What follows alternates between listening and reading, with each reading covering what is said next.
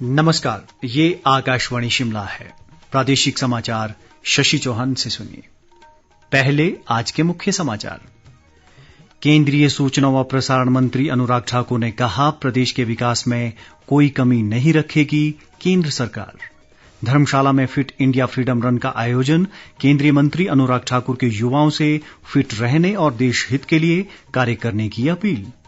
प्रदेश भर में हर्षोल्लास से मनाया गया रक्षाबंधन का त्यौहार और प्रदेश कांग्रेस अध्यक्ष कुलदीप राठौर ने कहा, पार्टी उपचुनावों के लिए तैयार, 4 सीटों पर होगी जीत। देश भर में 18 वर्ष से अधिक आयु वर्ग के लिए सरकारी केंद्रों पर निशुल्क कोविड टीकाकरण अभियान जारी है।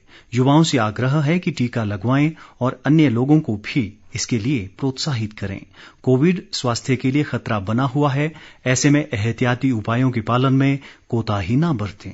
जब तक जरूरी ना हो, घर से बाहर ना निकलें और 3 सरल उपायों का पालन करें। मास्क लगाएं, 2 गज की सुरक्षित दूरी बनाए रखें, हाथ और मुंह साफ रखें।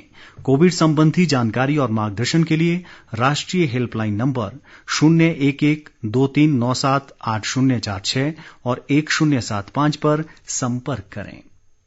अब समाचार विस्तार से। केंद्रीय सूचना व प्रसारण मंत्री अनुराग ठाकुर ने कहा है कि केंद्र सरकार द्वारा प्रदेश के विकास में कोई कमी नहीं रखी जाएगी। जन आशीर्वाद यात्रा के तहत कांगड़ा जिले के विभिन्न स्थानों पर जनसभाओं में उन्होंने कहा कि देवभूमि हिमाचल को खेल भूमि बनाने और प्रदेश की समृद्ध संस्कृति को विश्व पटल पर बढ़ावा देने के लिए वे कार्य करेंगे। अनुराग ठाकुर ने कहा कि इससे पहले भी केंद्र ने प्रदेश के विकास में कोई कमी नहीं रखी है और बिलासपुर में एम्स व ऊना में पीजीआई सेंटर जैसे कई महत्वपूर्ण संस्थान दिए हैं। उन्होंने कहा कि भविष्य में भी केंद्र व प्रदेश सरकार हिमाचल के कल्याण व उत्थान के लिए प्रयासरत रहेगी। इससे पहले अनुराग ठाकुर ने धर्मशाला में फिट इंडिया फ्रीडम रन को हरी झंडी दिखाई। उन्होंने दौड़ में भाग लेने वाले युवाओं से बातचीत की और फिट रहने व देश हित के लिए कार्य करने का आह्वान किया। आज़ादी के अमृत महोत्सव के तहत 13 अगस्त से 2 अक्टूबर तक देश के सभी राज्यों और केंद्र शासित प्रदेशों के 744 जिलों में फिट इंडिया फ्रीडम रन का आयोजन किया जा रहा है। इस बीच धर्मशाला में एक संवाददाता सम्मेलन में केंद्रीय मंत्री अनुराग ठाकुर ने कहा कि प्रधानमंत्री नरेंद्र मोदी के नेतृत्व वाली केंद्र सरकार की जन कल्याणकारी नीतियों से सभी लोग लाभान्वित हो रहे हैं। उन्होंने कहा कि देश भर में इन दिनों जन आशीर्वाद यात्रा चल रही है और प्रदेश में भी उन्हें यात्रा को लेकर लोगों का जोश व भारी समर्थन देखने को मिला है। जन आशीर्वाद यात्रा के तहत केंद्रीय मंत्री का कांगड़ा जिले के कई क्षेत्रों में भव्य स्वागत किया गया। प्रदेश भर में भाई बहन के प्रेम का प्रतीक रक्षाबंधन पर्व आज हर्षोल्लास के साथ मनाया गया। इस दौरान बहनों ने अपने भाइयों की कलाई पर राखी बांधकर उनकी लंबी उम्र और खुशहाली की कामना की। वहीं भाइयों ने भी अपनी बहनों की रक्षा का वचन दिया। भाइयों ने अपनी बहनों को उपहार भी भेंट किए। सुबह से ही रक्षाबंधन पर्व को लेकर लोगों में उत्साह देखा गया। इधर शिमला में भाजपा महिला मोर्चा के सदस्यों ने मुख्यमंत्री जयराम ठाकुर को राखी बांधी। मुख्यमंत्री ने कहा कि रक्षाबंधन एकता का पवित्र पर्व है जो भाई बहन के बीच प्रेम को और अधिक सुदृढ़ करता है। खाद्य व नागरिक आपूर्ति मंत्री राजेंद्र गर्ग ने आज घुमारवीं के विभिन्न क्षेत्रों का दौरा किया और ग्रामीण महिलाओं व बच्चों के साथ रक्षाबंधन का त्यौहार मनाया। उन्होंने सभी प्रदेशवासियों को इस पर्व की बधाई भी दी। राजेंद्र गर्ग ने स्थानीय लोगों की समस्याएं सुनकर इनके जल्द समाधान का भी आश्वासन दिया।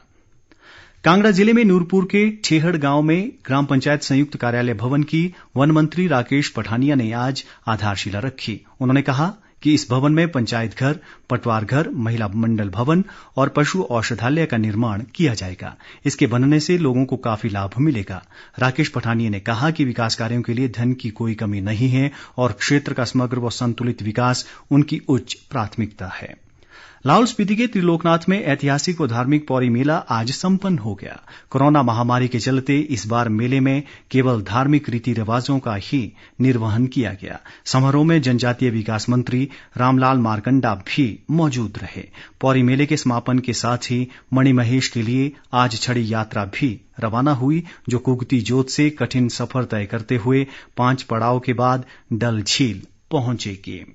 प्रदेश कांग्रेस अध्यक्ष कुलदीप सिंह राठौर ने कहा है कि पार्टी उपचुनावों के लिए तैयार है और सभी सीटों पर जीत दर्ज करने में कामयाब रहेगी।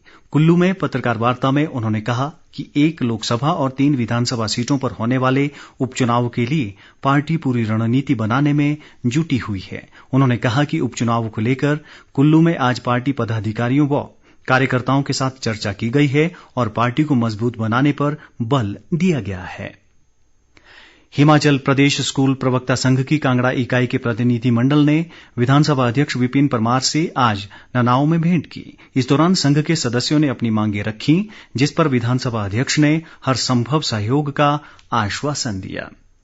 आज विश्व संस्कृत दिवस है। इस दिवस को मनाने का उद्देश्य संस्कृत भाषा को पुनर्जीवित करने और इसे बनाए रखने के प्रयासों को बढ़ावा देना है। संस्कृत दिवस के अवसर पर भाषा व संस्कृति विभाग ने बिलासपुर में राज्य स्तरीय समारोह का आयोजन किया। इस दौरान कवि व लेखक गोष्ठी का आयोजन किया गया। कार्यक्रम में साहित्य पर शिरोमणि अवार्ड से सम्मानित डॉक्टर लेखराम शर्मा ने वर्तमान में संस्कृत साहित्य को पढ़ने और इसके व्यापक प्रचार की आवश्यकता पर बल दिया। कांग्रेस नेता व पूर्व मुख्य संसदीय सचिव रोहित ठाकुर ने पिछले कुछ दिनों में सेब के दामों में आई भारी गिरावट पर चिंता जताई है। उन्होंने कहा कि इस गिरावट से बागवानों को लागत मूल्य भी नहीं मिल पा रहा है। रोहित ठाकुर ने कहा कि भाजपा ने लोकसभा चुनाव से पहले सेब को विशेष उत्पाद श्रेणी का दर्जा दिलाने और आयात शुल्क 3 गुना बढ़ाने की बात की थी, लेकिन सत्ता में आने के बाद इसे 50% से घटाकर 15% कर दिया गया है। उन्होंने कहा कि इससे विदेशों से सस्ते दामों में सेब आयात होगा और बागवानों को भारी आर्थिक नुकसान उठाना पड़ेगा। प्रदेश में बीते 24 घंटों में कोरोना संक्रमण के 114 नए मामले सामने आए हैं। शिमला में सबसे अधिक 31, मंडी में 24, जबकि चंबा जिले में 22 मामलों की पुष्टि हुई है। राज्य में अब तक 2,11,746 लोग संक्रमित हो चुके हैं। इनमें से 2,06,094 स्वस्थ हुए हैं। आज 310 लोग संक्रमण से स्वस्थ हुए हैं। वर्तमान में 2,074 मरीजों का उपचार चल रहा है। प्रदेश में कोरोना संक्रमण से अब तक 3,553 लोगों की मृत्यु हुई है।